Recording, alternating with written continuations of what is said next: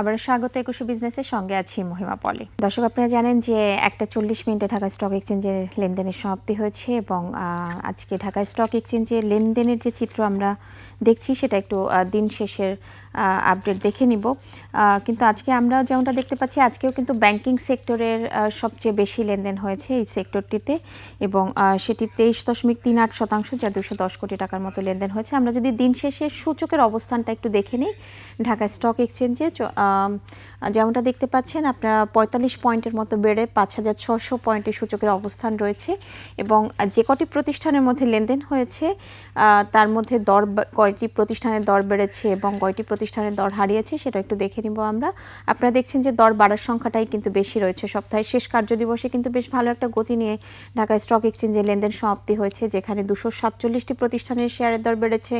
দর হারানোর সংখ্যা দেখা যাচ্ছে 89টি এবং অপরিবর্তিত প্রতিষ্ঠানের সংখ্যা 55টি এবং দিন শেষে লেনদেনের পরিমাণ ছাড়িয়েছে 947 কোটি 28 লাখ টাকা। বেশ ভালো একটা গতি নিয়ে কিন্তু আজকে ঢাকা স্টক এক্সচেঞ্জে লেনদেনের সমাপ্তি হয়েছে। তো দর্শক, পুঁজিবাজার নিয়ে আরও বিস্তারিত জানতে এখন আমরা কথা বলবো ঢাকা স্টক এক্সচেঞ্জের সাবেক চিফ রেগুলেটরি অফিসার খায়রুল বাশারের সঙ্গে। আপনাকে স্বাগত আমাদের আজকের অনুষ্ঠানে। ধন্যবাদ পলি। জি, সপ্তাহের শেষটা কিন্তু বেশ ভালো একটা মুভমেন্টের মধ্য দিয়ে হয়েছে, এটাকে কিভাবে দেখছেন? অবশ্যই এটা আমাদের একটা বাজারে যে মুভমেন্টটা ছিল প্রথম দিকে, একটু আমাদের শুরুতে বাজারে যেটা এই সপ্তাহের শুরুটা দেখলে এবং বাজার শেষের দেখলে আমরা পজিটিভ বলবো, কারণ এখানে ট্রেড ভলিউম বেড়েছে। যদিও আপনি জানেন যে রোজার সময় আমাদের ট্রেড টাইমটা 1 ঘন্টা কমে যাওয়ার পরেও প্রায় 900 কোটির উপরে ট্রেড হয়েছে এবং ইন্ডেক্স আমাদের পজিটিভ দিকে এগিয়েছে।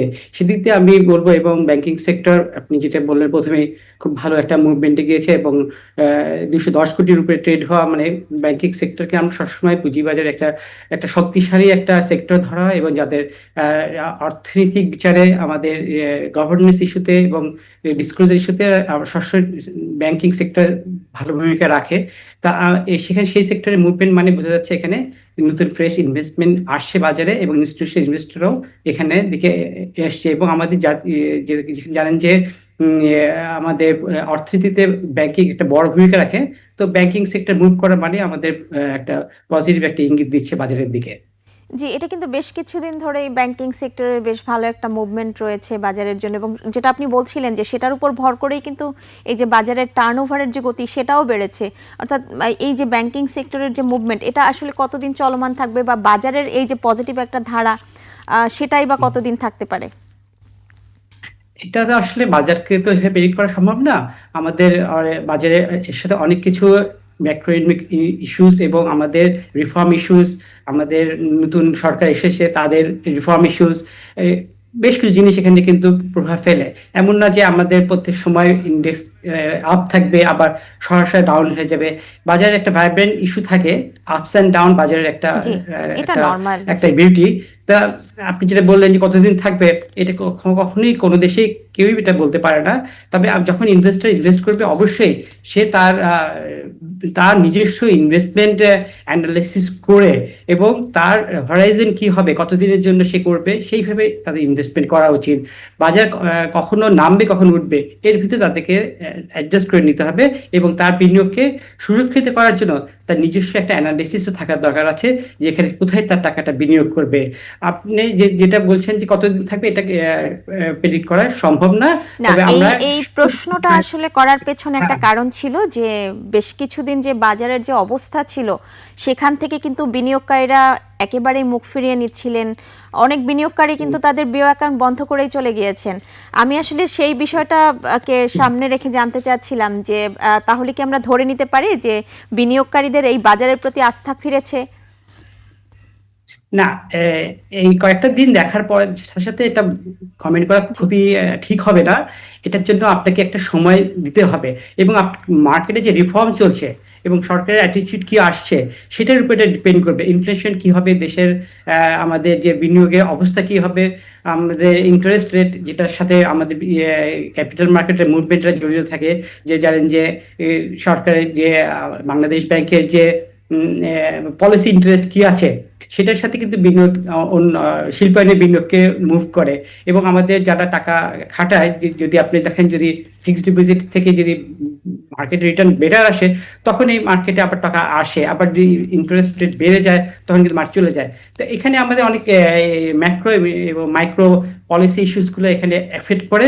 এরপরে বাজারকে আমরা ইনভেস্টর একটা লং টার্ম, শর্ট টার্ম বা মিডিয়াম টার্মে অ্যানালাইসিস করতে পারে। আপনি যেটা বললেন যে অনেকদিন ধরে বাজার খারাপ ছিল, এটা সত্যি কথা। আর যে সেখানে আপনার কিন্তু যদি ব্যাংকিং সেক্টর একেবারে ডাউন অবস্থা, সবচেয়ে বেশি খারাপ ছিল মনে হয় এই সেক্টরটির, সেটাও কিন্তু হচ্ছে মুভমেন্টে আসছে। এই জন্যই আমি আপনাকে বললাম যে ব্যাংকিং সেক্টর মুভ করা মানে কিন্তু বাজারে একটা একটা পজিটিভ একটা মুভমেন্ট আসে। কারণ এখানে একটা ইনস্টিটিউট ইনভেস্টররা কিন্তু এখানে জড়িত থাকে, কারণ ব্যাংকিং পেড আপ সেক্টরের পেড আপটি কিন্তু অনেক বড়। হ্যাঁ, সেইখানে ইনভেস্টমেন্ট করতে হলে আপনি অনেক পুঁজি দরকার আছে। তা এখানে কারা আসে? বিশেষ করে ইনস্টিটিউট ইনভেস্টররা আসে এবং ফরেন ইনভেস্টরও আসে, সাথে যাদের হাই নেট ইনভেস্টরও আছে ব্যক্তিকেন্দ্রিক। তখনই কিন্তু বাজারে মুভমেন্ট আসে। এখানে আপনি যেটা প্রথমেই বললেন যে আসলে আমাদেরকে এই ব্যাংকিং সেক্টরের দিকে ভর করে আগাতে হয়, এটা একটা পজিটিভ দিক। এখানে টোটাল মার্কেটের ওয়েটটা নেয় প্রায় 21% উপরে নেয় ব্যাংকিং সেক্টর। যে সেখানে যদি আপনার বিনিয়োগ বাড়ে, সেখানে অবশ্যই সূচকে পজিটিভ হয় এবং এটা দেখে ইনভেস্টররা বাজারে আসার চেষ্টা করে এবং বিনিয়োগ করে। তো বিনিয়োগকারীদের এখানে সচেতনতা অবশ্যই অবলম্বন করতে হবে। সামনে পলিসি রিফর্ম কি আসে, বাংলাদেশ ব্যাংক অ্যাটিটিউড কি আসে, আমাদের ক্যাপিটাল মার্কেটের নতুন আইপিও ইস্যুসটা এখানে চলেই আসবে সাথে সাথে। যে ক্যাপিটাল মার্কেটের নতুন আইপিও দরকার আছে, তখনই কিন্তু বাজার এখন যে স্টক যেগুলো আছে সেখানে যদি কমে আসে, বেশ কিছু বাজারে কিছু স্টকে কিন্তু আবার ইনফ্লেটেড হবে, সেখানে বড় ধরনের ঝুঁকি রয়ে যায়। এক্ষেত্রে যেখানে পি রেশিও কম আছে এবং ভালো ডিভিডেন্ড দেয়, সেই সমস্ত সেক্টর থাকতে পারলে, এবং সে শুধু ব্যাংকিং না, অন্য সেক্টরও থাকতে পারে, ইনভেস্টর দেখে আগানো উচিত। জি, আসবো আরেকটা বিষয় নিয়ে, যে নতুন সরকার, নতুন গভর্নর এবং নতুন অর্থমন্ত্রী, এই পুরো বিষয়টা হচ্ছে কি প্রভাব পড়তে পারে বাজারে?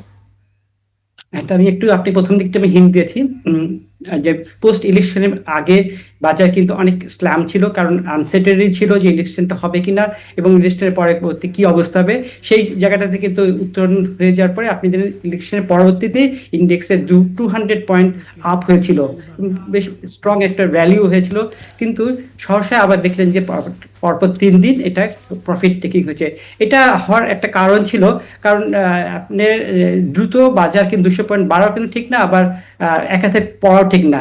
এটির সাথে কিছু পলিসি ডিসিশন যদি আসে না, যদি মাত্র ইলেকশন হয়েছে, এখন গভর্নমেন্ট নতুন বিভিন্ন জায়গায় রিফর্ম চলবে, গভর্নমেন্ট চেঞ্জ হলেন, তার পলিসি কি হবে এবং মার্কেট রিফর্ম নিয়ে কাজ হবে, সেইগুলো জিনিস কিন্তু একই সাথে এখানে কাজ করবে।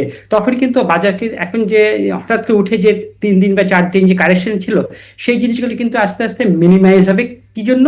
যখন দেখবে যে রিফর্মগুলো বাজেটের জন্য পজিটিভ হচ্ছে, ফরেন ইনভেস্টর কিন্তু এই দিক থেকে তাকিয়ে থাকে, লং টার্ম তারা ইনভেস্ট করে। আমাদের এই পলিসি রিফর্মগুলো খুবই জরুরি। Bangladesh bank and security exchange commission এখানে আছে, তাদের রিফর্মগুলো এখানে চলে আসবে বাংলাদেশ ব্যাংকের সাথে। এই রিফর্মগুলোর সাথে সাথে আপনি যখন ক্যাশ ফ্লোটা বাড়বে এবং ইনভেস্টরদের প্রফিট টেকিং এবং রিইনভেস্টমেন্টটা বাড়বে এবং নতুন স্টক লিস্টেড হবে, এই তিনটে জিনিস কিন্তু এখানে খুব একই সাথে কোইন্সিডেন্টলি একই সাথে জড়ো হবে। এইগুলো হলে তখন কিন্তু বাজারের যে একটা মানে স্ট্যাবিলিটি, আপনি যেটা বলছি, স্ট্যাবিলিটি হলেই কিন্তু বাজারটা একটু সাধারণ বিনিয়োগকারী এখান থেকে কিছু প্রফিট বা লাভ করতে এবং লং টাইম ইনভেস্টমেন্ট না, তাদের দীর্ঘদিন টাকাটা খাটাতে পারবে। তখন বাজার কিন্তু ভলিটিলিটি অনেক কমে আসে। জি, বেশ কিছুদিন ধরে এটা আসলে এই বাজারের সাথে সংশ্লিষ্ট ব্যক্তিবর্গ যারা আছেন তাদের অনেকেরই মত যে এই বাজারে বিএসইসি, তারপরে হচ্ছে বাংলাদেশ ব্যাংক এবং অর্থ মন্ত্রণালয়, এই প্রতিষ্ঠানগুলোর সাথে কিন্তু সমন্বয়ের অভাব ছিল। এই সমন্বয়ের অভাব, এইটা আসলে কতটা দূর হবে বলে আপনার মনে হচ্ছে এখন? আমরা তো অবশ্যই পজিটিভ নতুন সরকারের কাছে, নতুন অর্থমন্ত্রীর কাছে এবং পলিসি যে সামনে বাজেট আছে জানেন তো, সেই বাজেটে আমাদের ক্যাপিটাল মার্কেটের সংক্রান্ত বেশ কিছু পলিসি আসতে হবে।